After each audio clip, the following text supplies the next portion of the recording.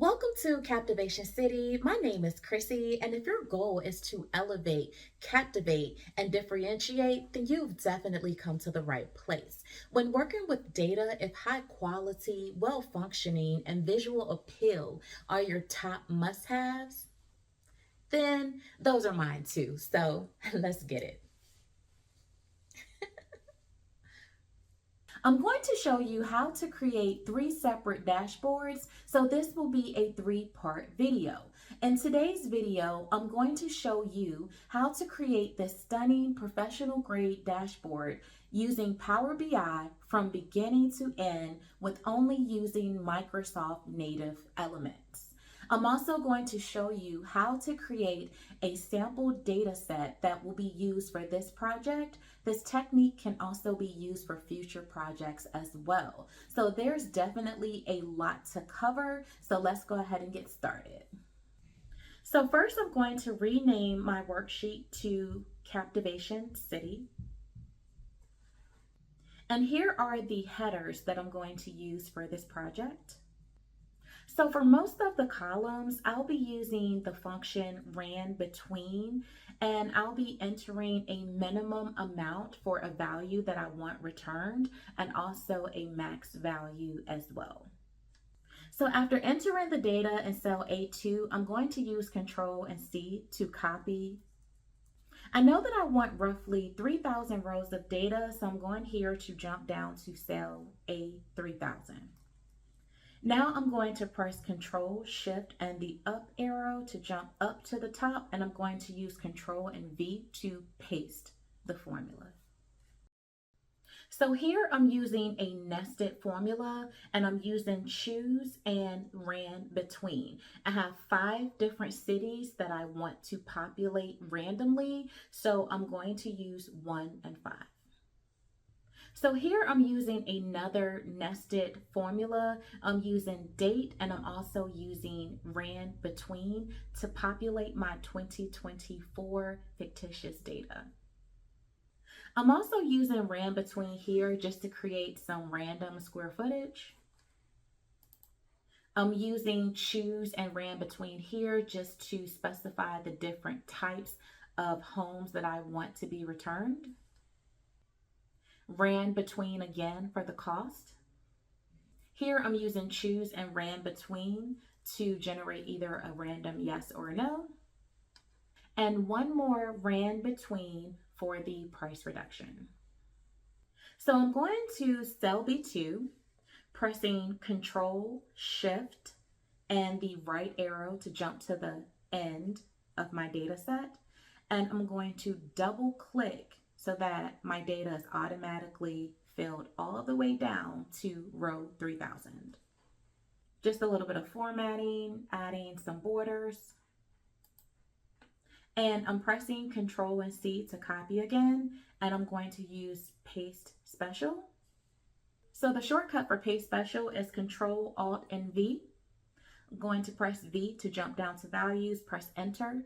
So all of my formulas are gone at this point. I'm pressing F12 to save my workbook, Control and W to close it. So now I'm heading over to Power BI.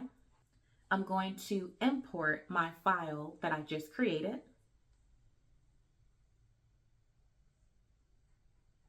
So I'm going to check the box, right click, and click load. I'm going to create a separate section for all of the measures that will be used for this dashboard. I'm clicking on the Home tab, clicking Enter Data. Under column 1, I'm leaving that blank. And for the name of the table, I am using all dashboard measures. And then I'm clicking Load. I'm clicking on Table View, clicking my table name, Captivation City. I'm selecting the MLS number column, and I'm changing this to Don't Summarize. I'm selecting the square footage column. I'm also changing this to don't summarize as well. And I'm also doing the same for the price reduction column where I'm changing this to don't summarize. I'm selecting the list date column, and for the format, I'm changing this to short date.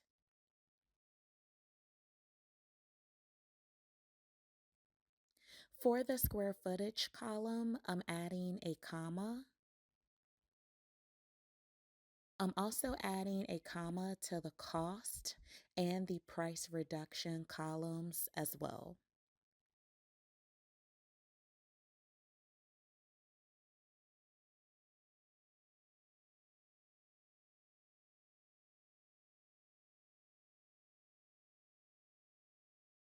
Headed over to the report view. I'm going to Canvas settings. The type will be custom. Height, I want this 739 by 1625. Vertical alignment, I'm changing this to middle. I'm headed over to PowerPoint because I want a picture for my background. So I'm going to the Insert tab, Icons, going to search the images for house, and I'm selecting the picture that I'd like to use. Going to right click, save as picture. I typically save all of my pictures as a JPEG. So back in Power BI, I'm going to wallpaper, click browse for the image, and I'm going to select my image. Image fit, I'm going to change this to fit. And this is what you should see so far. I periodically save along the way. So now I'm going to insert shapes, and I'm going to insert a rectangle. And I move the rectangle to the edge because the rectangle is going to be long. Just searching SI for size. And I want my size to be 93 by 1618. Then I'm typing in POS for position. And I want this to be positioned at 3 and 7 for vertical. Changing this to a white fill with a black border. For the width, I want this to be 2. Anytime I am creating any type of a report or a dashboard in Power BI, I always use the selection pane. It just makes it a lot easier to select whatever it is that you're trying to select.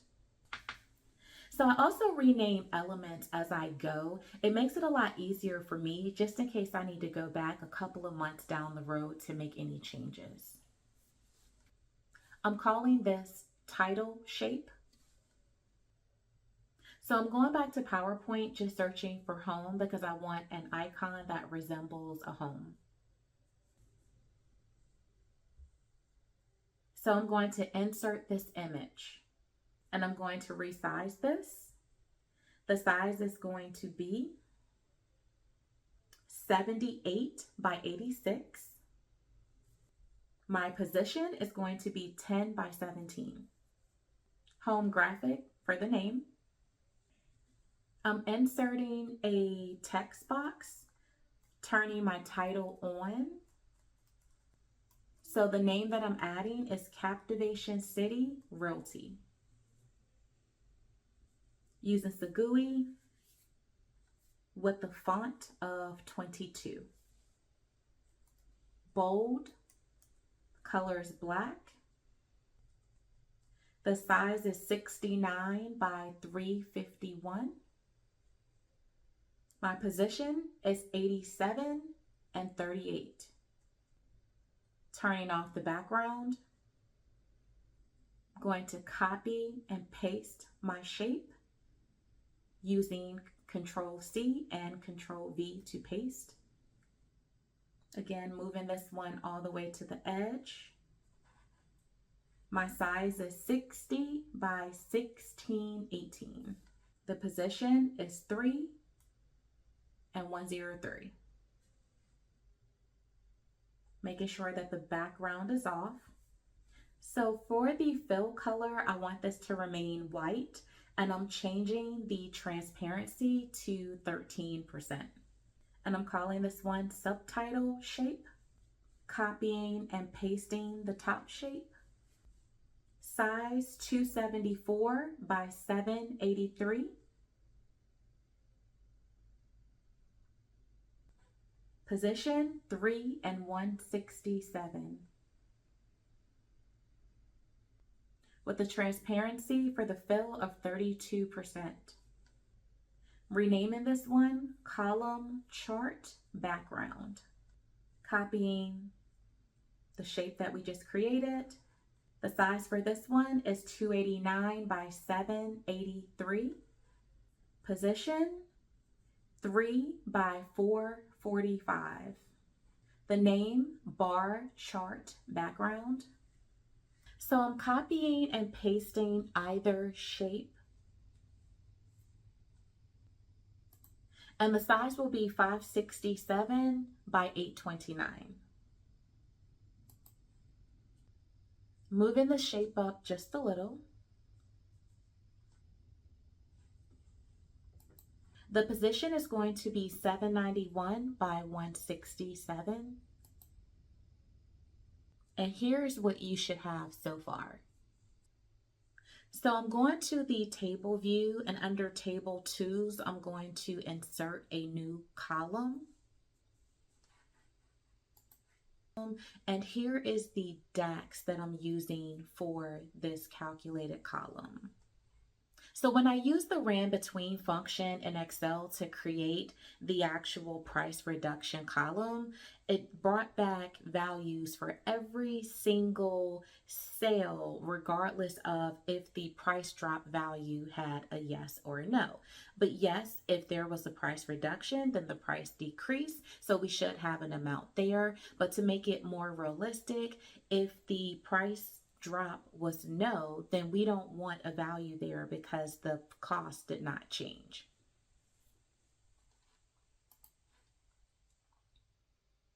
So for the reduction price column, I'm changing this to don't summarize. I'm also adding a comma. Heading back over to the report view, I'm going to insert a table. And I'm creating a new measure, but make sure that you create that in the all dashboards measure so that the measure will appear there. Here's the DAX that I'm using so that I can have an actual down arrow to be returned, and you'll see what I'm going to do with that in just a second. Now that I have my first measure here, I'm going to delete column 1. That was just a placeholder for me in my all dashboard measures folder. Now I'm going back over to the table view, and I'm going to create another calculated column. And I'm going back to this view because I want you to see exactly what's happening once I enter this other if statement. And what this if statement is saying is that if the price drop equals yes, then I want an actual icon to be returned. And here's the icon that you can see that is returned. And with me filtering by blank, as you can see, there isn't an icon that was returned, which is what we want. We only want that down arrow if there was a reduction in price and if it says yes. So now I can go ahead and start dragging fields into my table, starting with the MLS number column.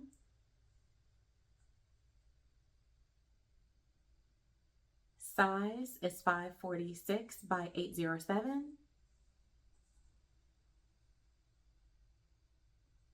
Position 802 by 177.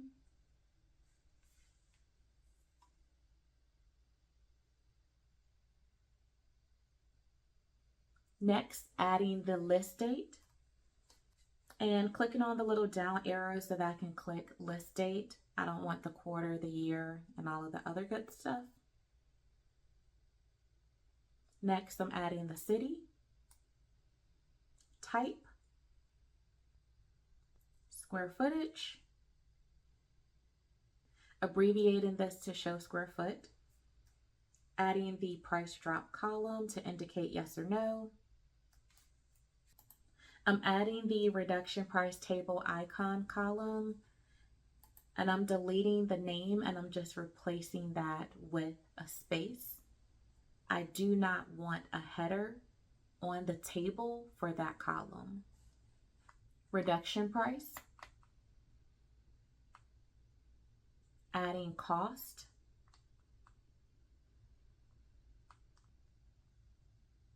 and I'm changing the name to home details for this table. So with my horizontal grid lines, I want the color to be black with a width of 2. Turning on my vertical grid lines, making sure that this font is black. Here's the hex number for the color that I'm using for the border, changing the width to 2. Under options, I want the row padding to be 2. For the values font, I want that to be 11. Making sure that this font is black for the values. For the alternate text color, I want a white font. And for the alternate background color, this is the hex code that I'm using. For the header text, I want a size of 12. I want this bold, and I also want a color of black. And I want this to be center aligned. Auto size width, I'm turning that off. My totals, I also want that turned off. Under specific column for the apply settings to, I'm going to leave on apply to values, but for each column that's in my table, I'm going through each one and I'm going to center align the values that are in the table.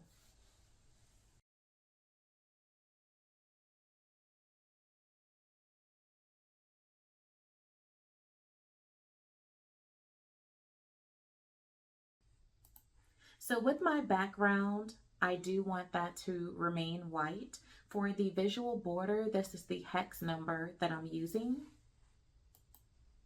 And I want this to be a width of 2.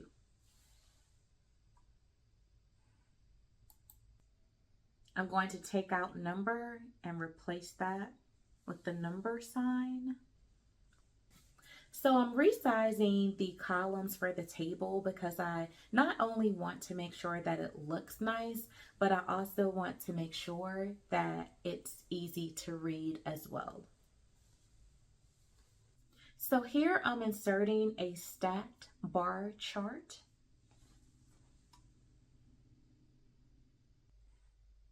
So I'm creating a new measure, and what this new measure is going to tell me is basically how many different homes that are listed that are in the city column. So with the y-axis, I'm adding the city column, and with my x-axis, I'm adding the measure that I just created, which is the total homes by city. Y-axis values, increasing that to 10. I want this bold and I want a color of black. For the size, 263 by 758. Position, 15 by 457. My title, I'm turning that off. And here we can see like this little warning symbol, but we're going to address that in just a moment. Turning off the values and the title for the x-axis. Here's the color that I'm using for my bars on the bar chart. Turning on my data labels. I want the position to be inside end, bumping up the value to 10 with the color of black. And I also want this bold.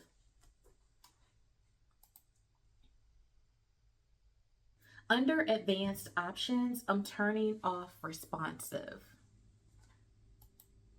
And with me doing this, this is going to take care of that little warning symbol that we saw.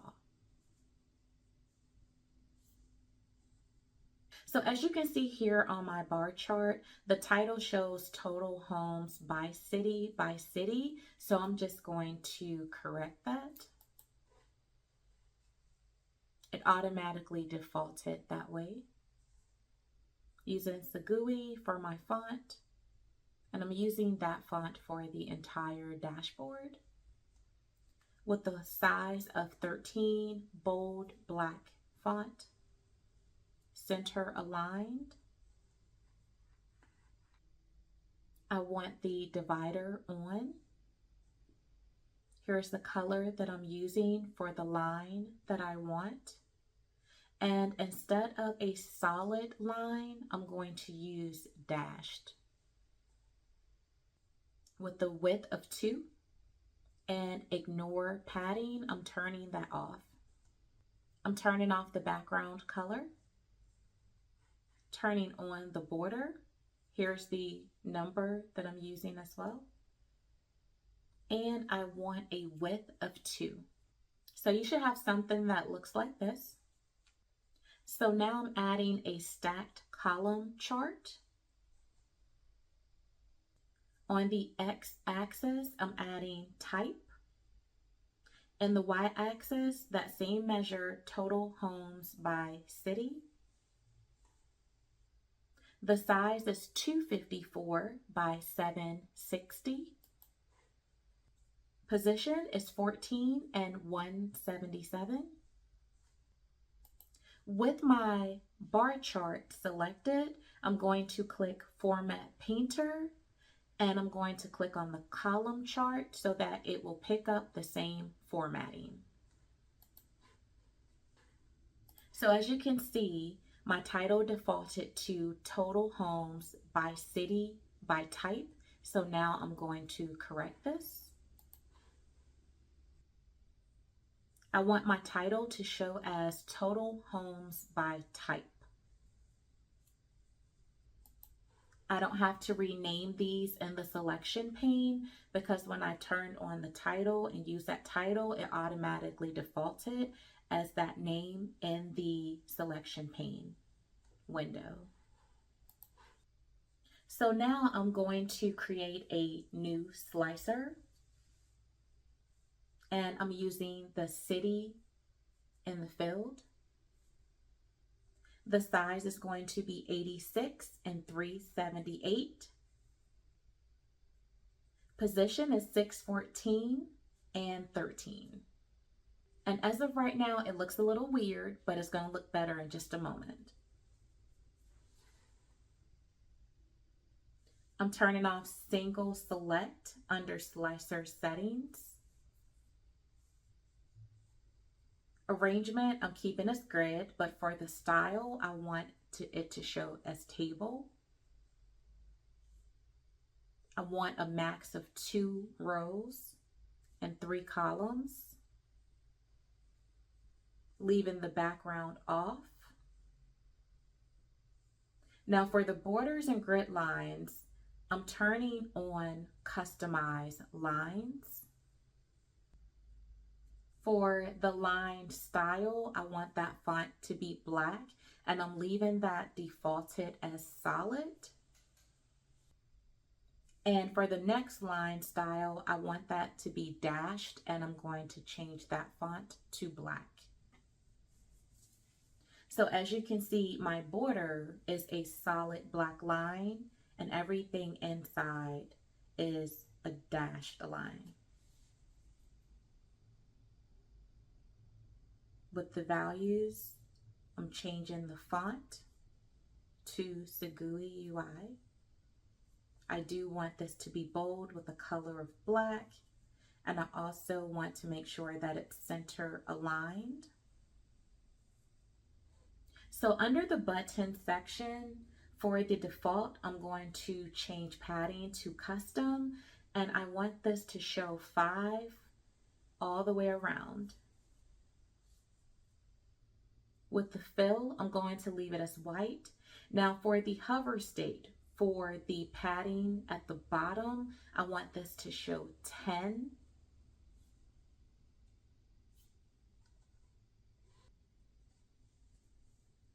And the fill color, when you hover, this is the color that I want to use.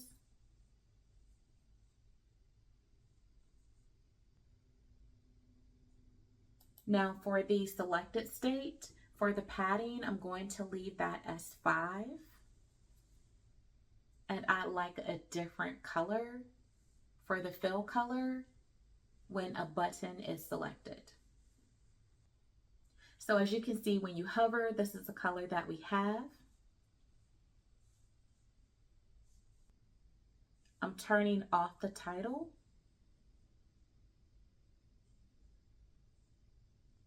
I'm also turning off the background, and I'm leaving the visual border off. And I'm also turning off the header icons as well. Renaming this to City Slicer. So as you can see, the font color when a button is selected is white. So I'm just going to change this font to black so that it's easier to read. And this is for the selected state that I'm changing the font color to black. And as you can see, it should be easier to read for your users. You can select multiple cities as well. So now I'm actually inserting another slicer, but instead of using the new one this time, I'm going to use the old slicer. I'm going to add the cost column to the field for that slicer. The size is 70 by 203. The position is 1099 by 20.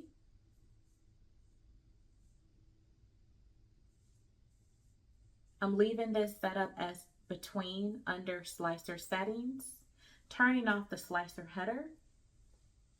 For the value, I'm increasing the font to 10. I want this to be bold and black as well.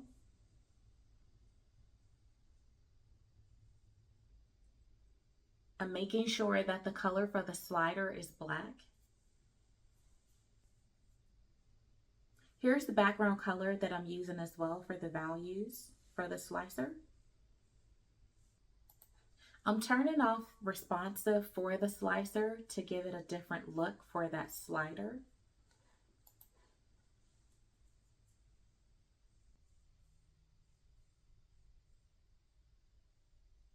And I'm changing the name for this one to Price Slicer. I'm copying and pasting that slicer, changing the field value to the square footage column. The size is 70 and 198. Position 1420 by 20. And I'm changing this one to square footage slicer. So I'm inserting a line as a divider, and I'm rotating the shape to 90 degrees.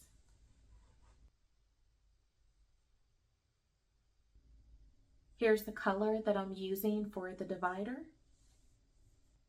The size is 66 by 22.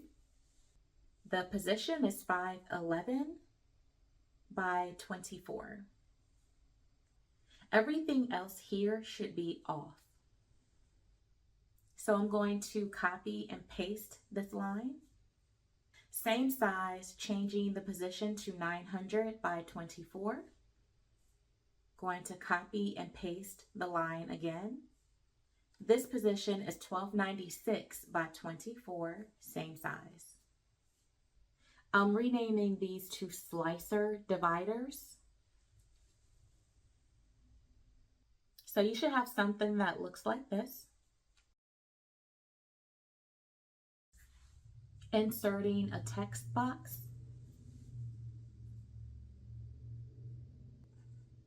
The size is 50 by 84. The position is 530 by 34. I'm turning the title on. The title is Find Your City. Font size 11, Segui UI. I want bold and black. Center aligned. Going to copy this text box. 50 by 98 for the size. Position is 1005 by 46. For this title name, adjust price. Copying this text box again. The size is 50 by 114. The position is 13, 15, and 34. The title is going to be Adjust Square Footage.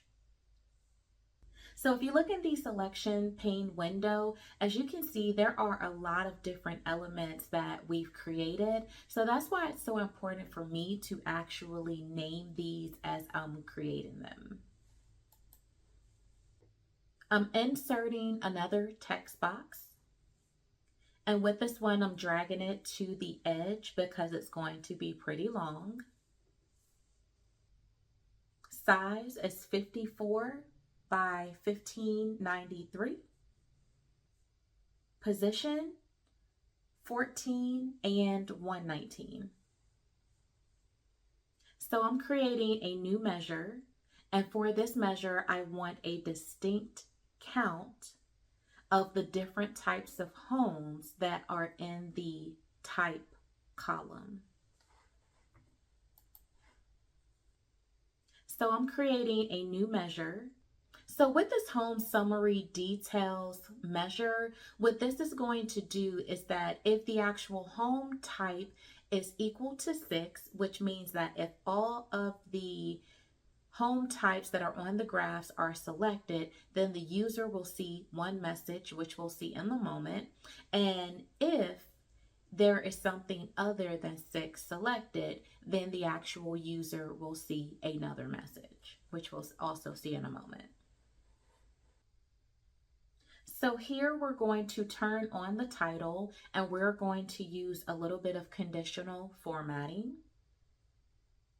I'm going to find my home summary details measure that I just created. Adjusting the font to Segui UI. I want the text to be bold and black and center aligned, leaving the font size as 14. I'm going to turn off the background. No visual border.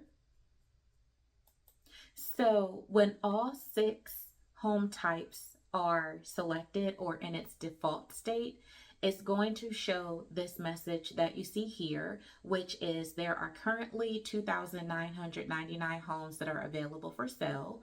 Allow our experienced professionals to help find your perfect home. So this is the message that the user will see once they actually access the dashboard, and if no other bars have been selected on the charts. Now, if the user actually selects one of the bars and it's less than 6, then this is the message that the user will see. Is here are the available homes for sale based on your selection. Press the control key to select multiple home types simultaneously. So in order for the actual user to select more than one bar at a time to see the results, the user will need to hold down the control key as they're clicking the other bars. So it's just giving a little personalized guidance to the user to tell them what to do if they need to select multiple bars.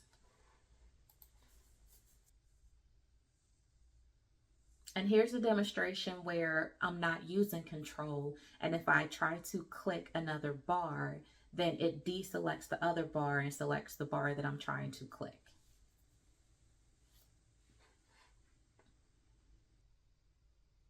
So just to give a demonstration as to how this works, let's say if the user actually selects California City, and let's say if my budget, I have a minimum budget of $1 million, and for my max budget is 2 million, and I want a home that's a minimum of 1,500 square feet and no more than a max of 2,500 square feet. So as you can see, everything adjusted. And let's say if I only want to buy an actual rancher, I can see that there are 4 ranchers in California City. And if we look to the chart, the table on the right, I can see the 4 different ranchers that are available, and it shows my square footage that I selected and also the cost as well. If I wanted to add an additional city, let's say Los Angeles, as you can see, everything updated with what the user selects. So I'm not going to use the clear all slicers button because it does just that. It only clears the slicers that are on the dashboard, but it does not reset the charts or the table back to its original state. So I'm going to show you how to create an actual custom filter where this will reset everything for us. So here I'm going to get a little creative, but I'm going to make this easy for you. So I don't have the premium version of PowerPoint, so I don't have access to all of the icons that are available. As you can see, if I click filter here, I'm not really getting what I would think would be a filter. So just thinking outside of the box a little bit, I'm going to my View tab in Power BI. I'm going to use Snipping tool to capture a picture of the filter, that the filter icon that we see here.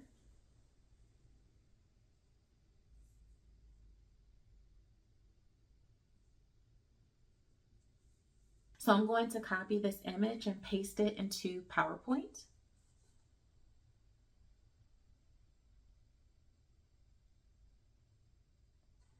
And I'm going to maximize the size so that it's easier for me to crop it. I want to make sure that when I crop this, I don't capture any of the border at all.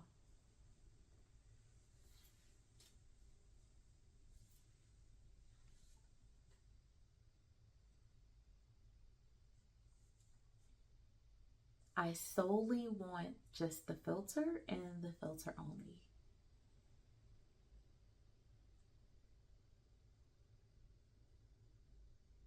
So now I'm going to bring this back to an actual smaller size.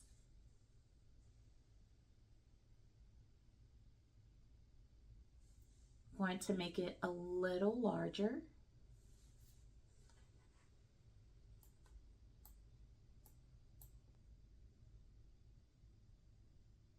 And as you can see, we have like a little gray background, but it'll look nicer in just a moment.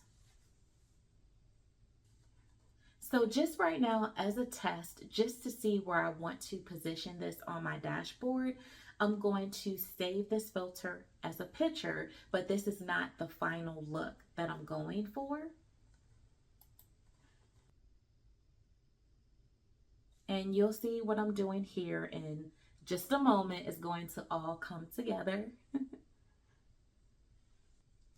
So ideally, I want to position my filter around this area that you see here.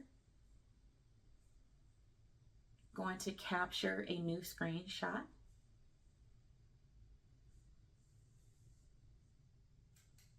And I'm going to insert a rectangle in PowerPoint. I'm selecting that rectangle and I'm going to use the eyedropper, and I want to match that background color that the actual filter is sitting on. And that color is also very similar to the background of the filter as well. So now I'm going to insert a circle. I don't want any fill color, and I want the outline for the circle to be red. And underline, I'm going to increase the width to 2.5 just to make the outline a little thicker.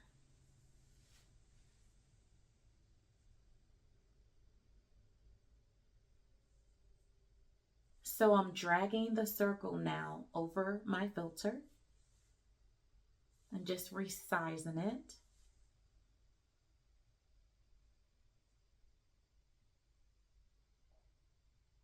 to something like this. So I'm inserting a line. I also want this to be red, and for the width I also want this to be 2.5, and I'm going to drag this over my circle.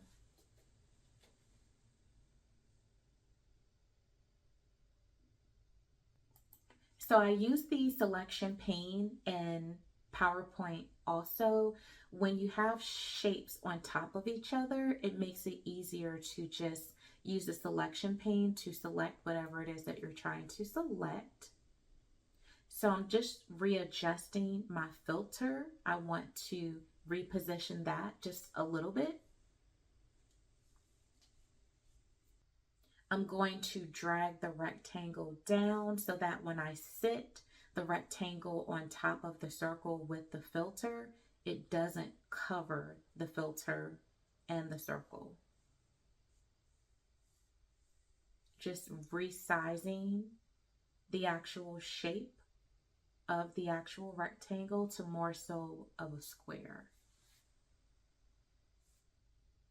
So now I'm just selecting all of those items and I'm going to group those together by pressing Control G, saving it as a picture.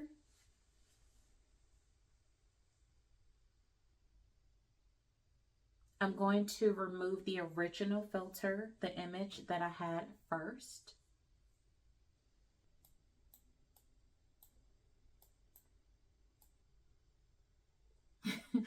And as you can see, this blends seamlessly. So we have our filter. I'm going to rename this to Filter Graphic. So now I have to link my reset filter button to what I want the default state to look like once that button is clicked. So now I'm going to group everything in the selection pane window nicely. So I'm just going to quickly do this off camera. So definitely feel free to pause the video so that you can group your elements the same way that I have mine grouped so that you're able to follow along. And the reason why I renamed it as landing page is because, as I explained earlier in the beginning of the video, there are going to be 2 additional dashboards to go along with this one. So with this dashboard that I covered today in this video, that's the actual landing page of the main dashboard for the actual project that I'm showing you all. So I also want to show you all something about the ordering in regards to grouping everything together. So as an example, with the slicer dividers with the actual lines, the one that's listed at the top is the actual third slicer that's on my header shape. And then the next one is like the second one, and then the first one. Well, I want to rearrange the actual slicer dividers in the order in which they appear from left to right. So this actually captures what elements I have in each group. So I've kind of sectioned everything together based off of its position on the actual dashboard. So I'm actually sliding the title a little over to the right just so that it looks nicer. So I'm selecting the actual title and I'm just using the right arrow on my keyboard just to slide the actual title over to a better position that I like. And the new position is 128 over 38.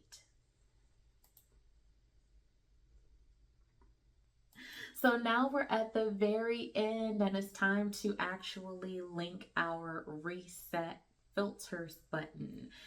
So going to the view tab and then selecting bookmarks.